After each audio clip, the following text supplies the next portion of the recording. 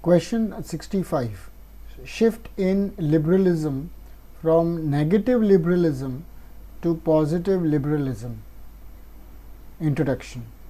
Liberalism is one of the most influential ideologies of the modern world, championing individual freedom, equality, and rational governance. However, liberalism is not static. It has evolved over time in response to changing social, economic, and political realities.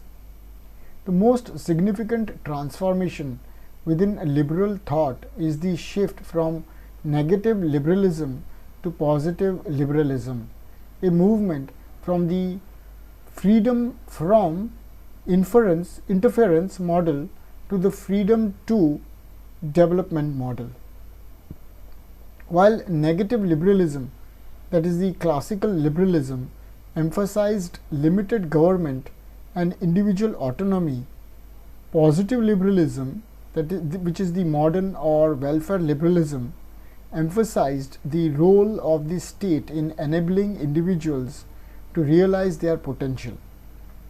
This shift represents the transformation of liberalism from an individualistic philosophy of laissez-faire to a social philosophy of welfare and equality. 1. Meaning of negative liberalism, which is the classical liberalism. Negative liberalism, also called classical liberalism, emerged in the 17th till 19th centuries as a response to absolutism and feudalism. It emphasized individual liberty, private property, and minimum state interference. Its central idea was negative freedom, freedom from external constraints, particularly from the state. In other words, individuals are free as long as others, including the government, do not interfere in their choices. For example, if a person wishes to start a business, marry, or practice a religion, the state should not restrict him unless he harms others. This idea was famously articulated by John Locke, Adam Smith, and J.S. Mill in his early writings. Philosophical basis. It is rooted in individualism, natural rights, and rational self-interest. It is inspired by Enlightenment thinkers who saw the individual as capable of self-direction and moral reasoning. It viewed the state as a necessary evil whose main function is to protect life, liberty, and property. Let us look at the features of negative liberalism. Limited government. The state's function is confined to maintaining law and order, enforcing contracts, and protecting property, and nothing more. Second, negative freedom. Freedom means the absence of restraint. As long as no one interferes with your actions, you are free. Third, economic individualism. The economy should be governed by laissez-faire, that is the free market principles, which is minimal state interference in trade and industry. Fourth, faith in the market.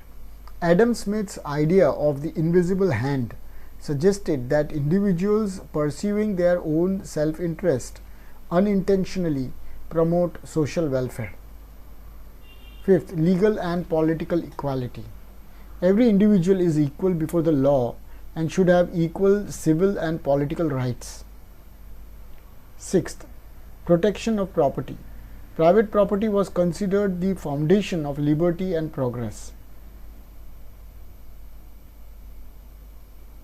Example, in the 19th century Britain, the government largely refrained from regulating labor conditions or providing welfare. People were expected to succeed or fail by their own efforts. Third, limitation of negative liberalism. While classical liberalism brought freedom and capitalism, it also produced inequality exploitation and poverty. First, economic inequality. Free markets allowed the wealthy few capitalists to accumulate power while workers faced miserable conditions. For example, during the Industrial Revolution in England, child labor, low wages, and poor working conditions flourished because the state refused to interfere in the free market. Second, social injustice. Formal equality, that is, equal rights in law, did not lead to real equality.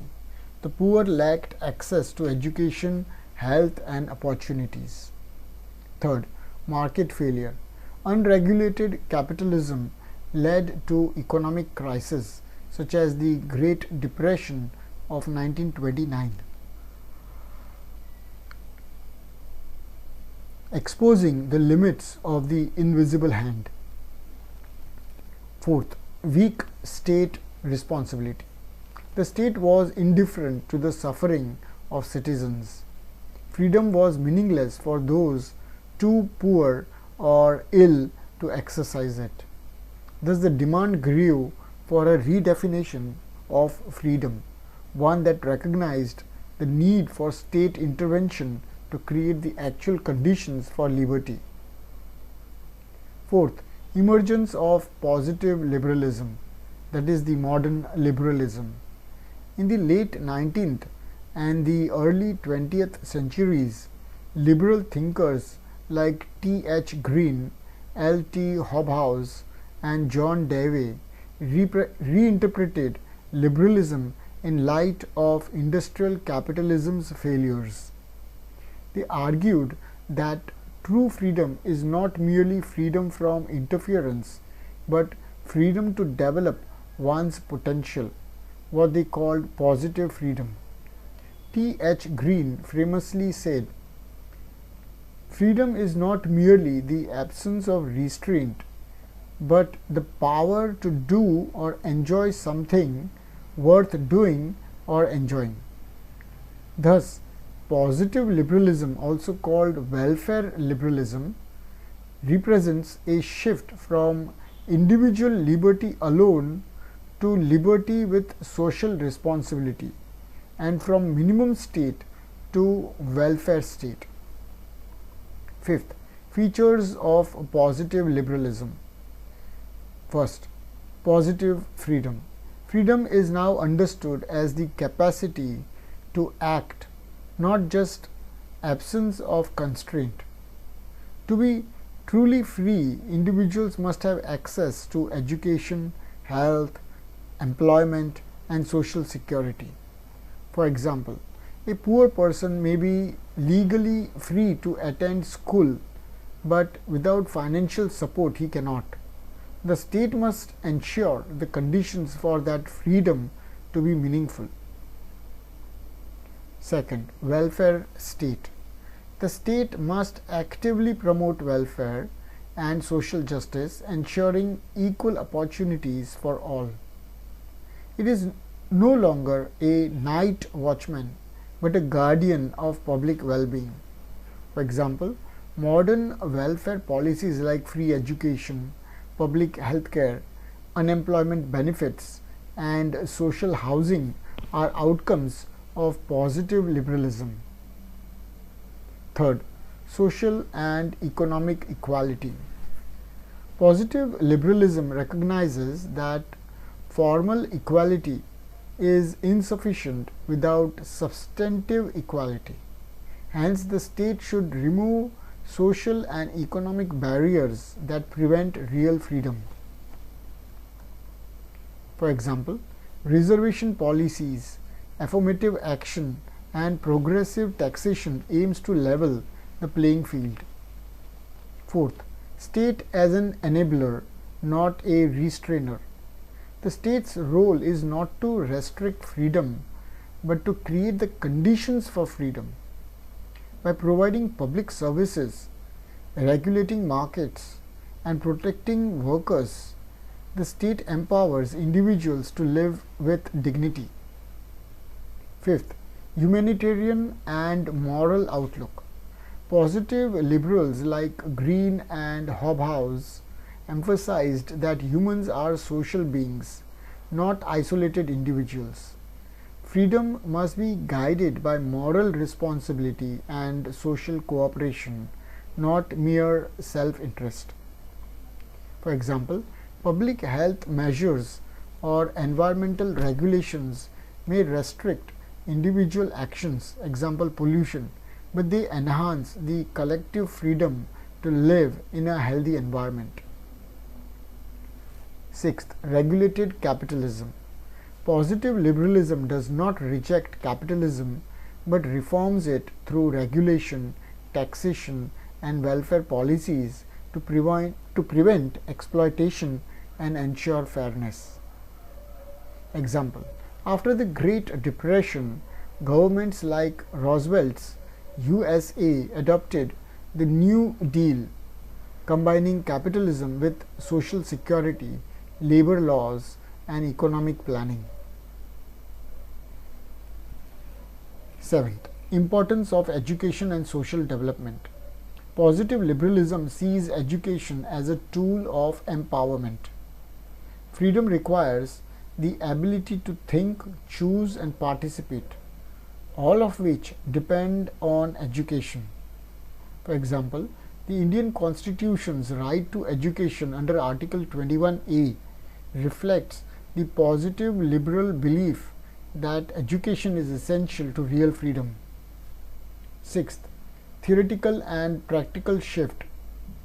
The shift from negative to positive liberalism is essentially a shift from abstract freedom to real freedom, from freedom from government to freedom through government. Negative liberalism believes individuals are free if the state does not interfere. It assumes all have equal capacity to act, whereas positive liberalism realizes that without state support, the weak remain enslaved by poverty, ignorance, and inequality. The state must enable individuals to exercise their freedom meaningfully. For example, in classical liberalism, giving everyone the right to vote is enough, that is formal equality, whereas in modern liberalism, ensuring literacy and political awareness is also necessary, which is substantive equality. Thus, the focus shifted from legal rights to effective rights, from individualism to social responsibility, and from laissez-faire capitalism to welfare democracy. Comparative examples: United States. The transition from the 19th century laissez-faire capitalism to Roosevelt's New Deal marked the move from negative to positive liberalism, with state-sponsored welfare, labor rights, and social security. In United Kingdom, post-World War II, the Labour government established the National Health Service and other welfare programs, classic expressions of positive liberalism. In India, the Indian Constitution embodied positive liberalism, that is, guaranteeing not only political freedom but also social and economic rights through the directive principles of state policy, welfare schemes, and the right to education. Eighth, philosophical importance of the shift. This shift represents not a rejection but an evolution of liberalism, adapting to the complexities of modern society. It marks the movement from individual freedom in isolation to freedom within a community. As T.H. Green said, the state is not to restrict the individual's freedom but to make him free. Hence, positive liberalism reconciles freedom with justice, rights with duties, and individual welfare with collective good. Quick summary: liberalism evolved from negative, that is classical, to positive, that is modern forms. Negative liberalism stressed freedom from state interference, laissez-faire economy, and individualism, whereas positive liberalism emphasized freedom through state assistance, social justice, and welfare policies. The shift occurred due to industrial inequality and the realization that freedom is meaningless without equality and opportunity. Modern democracies, including India, reflect positive liberalism through welfare schemes and social reforms. Quick revision: negative liberalism is the freedom from interference, limited state, laissez-faire, and self-help. Positive liberalism means freedom through state action, welfare state, equality, and moral responsibility. Key thinkers of negative liberalism include Locke, Smith, and Mill. Green, Hobhouse, and Davy are the key thinkers for positive liberalism. Example of negative: 19th century capitalist Britain. Example of positive: Roosevelt's New Deal and India's welfare programs. Key ideas are from night watchman state to welfare state. Aim is to enable real freedom through social justice. Let's look at one-line question answers. What does negative liberalism mean? It means freedom from external restraint or interference. Second, what does positive liberalism mean? It means freedom through enabling conditions created by the state. Third, who are the main thinkers of classical liberalism? Main thinkers are John Locke, Adam Smith, J. S. Mill. Fourth, who are the main thinkers of modern liberalism? The main thinkers are T. H. Green, L. T. Hobhouse, and John Dewey. Fifth, what is the key concept of negative liberalism? Key concept includes laissez-faire and minimal state. Sixth, what is the key concept of positive liberalism? The key concepts include welfare state and social responsibility. Seventh, what major event accelerated the shift? The major event was the Great Depression of 1929. Eighth, what does T. H. Green mean by real freedom? He meant power to do something worth doing. Ninth, how is positive liberalism reflected in India? The positive liberalism is reflected through fundamental rights and directive principles ensuring welfare. 10th, what is the essence of this shift? The essence is from freedom from the state to freedom through the state. The shift from negative to positive liberalism marks the moral maturation of modern political thought. Where once liberalism sought to protect the individual from the state, it now seeks to empower the individual through the state. It embodies the realization that freedom without opportunity is illusion, and justice without compassion is incomplete. In its positive form, liberalism reconciles individual liberty with social equality, fulfilling its true purpose, the dignity, welfare, and moral growth of every human being. Thank you very much for listening through.